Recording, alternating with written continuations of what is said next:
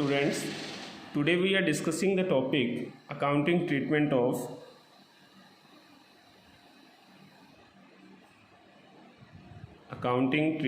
of reserves, accumulated profit,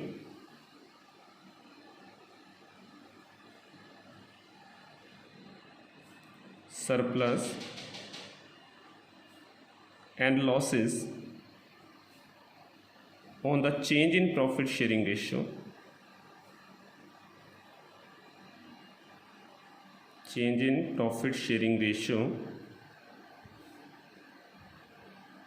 among the existing partners। तो आज का टॉपिक हमारा रिज़र्व का ट्रीटमेंट है। अगर चेंज इन रेशियो के टाइम पर आपके बैलेंस शीट में रिज़र्व है, प्रॉफिट है या कुछ लॉसेस दे रखें तो उसका ट्रीटमेंट क्या करेंगे। एक्चुअली में आपने ध्यान रखना है, ये जो भी रिज़र्व या प्रॉफिट या लॉस हैं ये बेटा पहली ओल्ड रेशियो के अंदर थे, इसे क्रिएट भी ओल्ड रेशियो में किया गया था। तो इसके दो ट्रीटमेंट रहेंगे क्योंकि फॉर्म कंटिन्यू है। अगर फॉर्म बंद हो जाए ना तो बस फिर ठीक है, इस रिज़र्व को पार्टनर्स में डिस्ट्रीब्यूट कर दो, दैट्स ऑल, उनका है उनको दे दिया जाएगा। लेकिन अगर यहाँ पर ये कह दिया जाए कि रिज़र्व को डिस्टर्ब नहीं करना, रीज़न क्या है, फॉर्म तो अभी भी कंटिन्यू, और अगर फॉर्म कंटिन्यू है तो रिस्क थोड़ा ख़त्म हो गए, रिस्क तो एज इट है। इसीलिए कई बार पार्टनर्स ये डिसाइड करते हैं कि हम इस रिज़र्व को, प्रॉफिट या लॉसेस को डिस्टर्ब नहीं करेंगे। तो बेटा यहाँ दो कॉन्सेप्ट बनेंगे। पहला कॉन्सेप्ट ये रहेगा, distribution of reserves, accumulated profit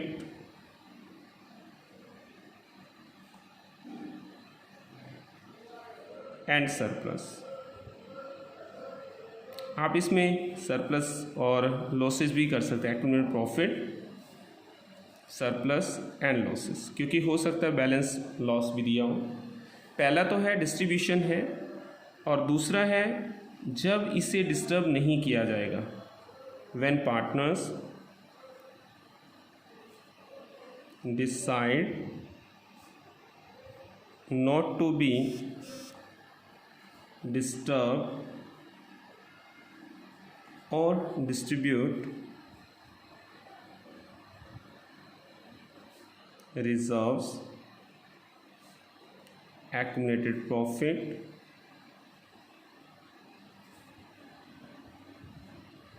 and losses. जब पार्टनर्स ने ये डिसाइड कर लिया कि हम इसे डिस्ट्रीब्यूट नहीं करेंगे, दो चीज़ें यहाँ पर ध्यान रखना है। एक तो है कि उन्होंने डिसाइड किया कि हम डिस्ट्रीब्यूट करेंगे, और एक है डिस्ट्रीब्यूट नहीं करेंगे। ना डिस्ट्रीब्यूट करने का रीज़न मैंने आपको अभी बताया कि फॉर्म तो कंटिन्यू है, फॉर्म कोई बंद थोड़ा हुई है। अगर बंद हो जाती तो हम कहते भी हाँ ठीक है, इस रिज़र्व का अब क्या करना है, इसे डिस्ट्रीब्यूट कर लो। लेकिन फॉर्म तो बेटा अभी भी एज इट चल रही है, और जब फॉर्म एज इट चल रही है तो हमें रिस्क तो आज भी है। इसलिए पार्टनर्स डिसाइड करते हैं कि इस रिज़र्व को डिस्टर्ब नहीं करेंगे। ध्यान रखना है, अगर क्वेश्चन साइलेंट है, यहाँ ध्यान रखिए, स्पेशल नोट मैंने बना दिया है। अगर क्वेश्चन साइलेंट है, बच्चों को ये रहता है कि अगर सर क्वेश्चन में कुछ मेंशन ना हो तो कोई प्रॉब्लम नहीं है। अगर क्वेश्चन साइलेंट है तो हम अजम्पशन लेके चलेंगे, हम मान के चलेंगे कि इस रिज़र्व को, यहाँ जो रिज़र्व है, प्रॉफिट है, लॉस है, उसे डिस्टर्ब कर दिया जाएगा। मतलब फर्स्ट ऑप्शन को हम ऑप्ट करेंगे। If question is silent then distribute the reserves, profit, surplus and losses.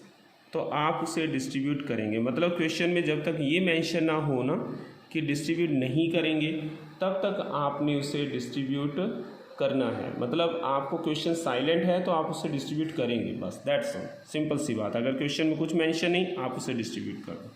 तो फर्स्ट ऑप्शन को लेके चलेंगे हम, distribution of reserves, accumulated profits. Accumulated profit reserve ही होते हैं, वो प्रॉफिट जो हमने पार्टनर्स में डिस्ट्रीब्यूट नहीं किए, सरप्लस एंड लॉसेस। बेटा जो भी रिज़र्व क्रिएट किया गया था वो ओल्ड रेशियो में क्रिएट किया गया था। जब वो ओल्ड रेशियो में क्रिएट किया गया है और आज रिकन्स्टिट्यूशन हो रहा है, रेशियो चेंज हो रही है, तो उसे जिस रेशियो में क्रिएशन किया था उसी रेशियो में इसे क्या कर दिया जाएगा, डिस्ट्रीब्यूट कर दिया जाएगा। लेकिन इसमें भी दो पॉइंट्स हैं। पहला पॉइंट ये है कि यहाँ पर रिज़र्व है, प्रॉफिट है, तो आपको पता है रिज़र्व या प्रॉफिट का बैलेंस क्रेडिट होता है, लेकिन लॉस का बैलेंस डेबिट होता है। जब हम पार्टनर्स में रिज़र्व को डिस्ट्रीब्यूट करेंगे तो उनका कैपिटल इंक्रीज़ हो जाएगा, बट वही लॉस को डिस्ट्रीब्यूट करेंगे तो उनका कैपिटल डिक्रीज़ हो जाएगा। तो पहला पॉइंट इसमें बनेगा distribution of reserves, accumulated profit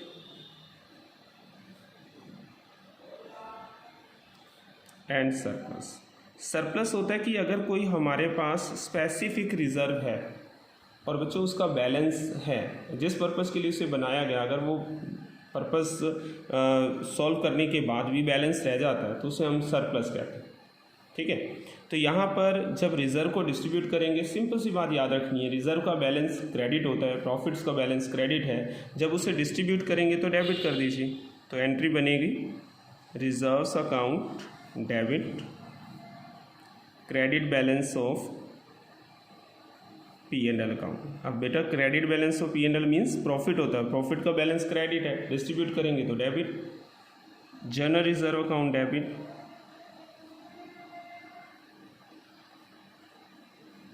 अगर हमारे पास कोई एक्यूमुलेटेड प्रॉफिट है तो वो भी डिस्ट्रीब्यूट कर दीजिए, एक्यूमुलेटेड प्रॉफिट अकाउंट डेबिट। हमने अभी कहा कोई सरप्लस आ जाता है, जैसे वर्कमैन कंपनसेशन रिजर्व, इसका पूरा टॉपिक है, सेपरेटली मैं पूरा टॉपिक ही डिस्कस करूंगा, workman compensation reserve account debit. अगर इसका भी कोई बैलेंस है बच्चों तो वो भी डिस्ट्रीब्यूट करेंगे। इन्वेस्टमेंट फ्लैक्चुएशन रिजर्व, इसका भी एक पूरा कॉन्सेप्ट है, इसका अगर बैलेंस आ गया तो वो भी डिस्ट्रीब्यूट होगा, रिजर्व अकाउंट डेबिट टू। अब याद रखना है आपको, ये ओल्ड रेशियो में क्रिएशन था। किस रेशियो में क्रिएशन है? ओल्ड, तो डिस्ट्रीब्यूट भी ओल्ड रेशियो में ही होगा, टू ओल्ड पार्टनर्स कैपिटल और करंट अकाउंट। आपको याद होगा अगर कैपिटल फिक्स है तो हम करंट वर्ड यूज़ करते हैं, और फ्लैक्चुएट है तो कैपिटल वर्ड यूज़ करते हैं। ठीक है, क्वेश्चन में कुछ मेंशन ना हो तो फ्लैक्चुएट ही मानते हैं। और इस रिज़र्व को जब हम पार्टनर्स में डिस्ट्रीब्यूट करेंगे, और किस रेशियो में डिस्ट्रीब्यूट करेंगे? Old ratio, in old profit sharing ratio, और पार्टनर्स का जो कैपिटल है वो इंक्रीज हो जाएगा।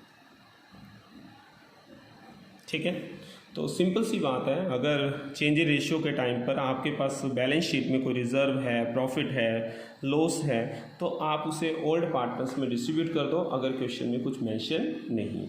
इसके बाद आएगा, ये तो हमने रिजर्व प्रॉफिट को बांटा है, अगर लॉस आ जाता है, ये देखिए लॉस भी तो है, लॉस को भी तो डिस्ट्रीब्यूट करना है, तो लॉस को डिस्ट्रीब्यूट कैसे करेंगे? सेकेंड पॉइंट है बेटा डिस्ट्रीब्यूशन ऑफ लॉस।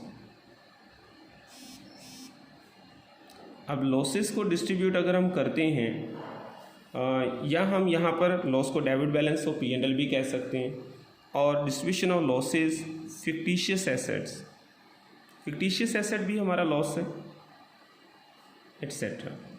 बच्चों याद रखना है आपको, हाँ बेटा आपको याद रखना है कि लॉस का बैलेंस डेबिट होता है, फिक्टिशियस एसेट का बैलेंस भी डेबिट है। जब इस लॉस को बांटेंगे तो इनके बैलेंस डेबिट है तो उठाकर क्या कर दो? क्रेडिट, और पार्टनर्स का कैपिटल इससे रिड्यूस हो जाएगा, और किस रेशियो में? ओल्ड रेशियो में, तो एंट्री बनेगी ओल्ड पार्टनर्स कैपिटल और current accounts debit to debit balance of P&L account. अब debit balance of P&L account meaning समझ जाइए, लॉस है ये, to fictitious assets. Fictitious asset like advertisement, suspense का। फिक्टिशियस एसेट्स वो एसेट्स हैं जब तक हम उसे बैलेंस शीट में दिखा रहे हैं ठीक है, लेकिन अगर आज बिजनेस क्लोज हो जाए तो उससे हमें कुछ रियलाइज़ नहीं होने वाला। हाँ जी स्टूडेंट, तो आपको क्या बताया, फिक्टिशियस एसेट्स वो एसेट्स हैं जिसका अगर जब तक बिज़नेस कंटिन्यू है ठीक है हम उसका बेनिफिट ले रहे हैं, लेकिन आज अगर बिज़नेस क्लोज हो जाए, बिज़नेस को हम वाइंड अप कर दें तो इससे हमें कुछ भी रियलाइज़ नहीं होने वाला, तो ये भी एक लॉस की तरह कंसिडर्ड होगा। और इन सब को हम डिस्ट्रीब्यूट करेंगे old profit sharing ratio, in old profit sharing ratio. तो ये हमारे पास ट्रीटमेंट था कि जब हमने पार्टनर्स के यहाँ बैलेंस में अगर हमें रिजर्व प्रॉफिट लॉस दिया हुआ है, क्वेश्चन में कुछ मेंशन नहीं है, तो आप उसे क्या कर दो, पार्टनर्स में डिस्ट्रीब्यूट कर दो in their old profit sharing ratio. I hope आपको समझ आ गया होगा। और नेक्स्ट अगर पार्टनर्स इसे डिस्ट्रीब्यूट नहीं करना चाहते हैं तो हम नेक्स्ट वीडियो में इसको डिस्कस करेंगे। Thank you very much.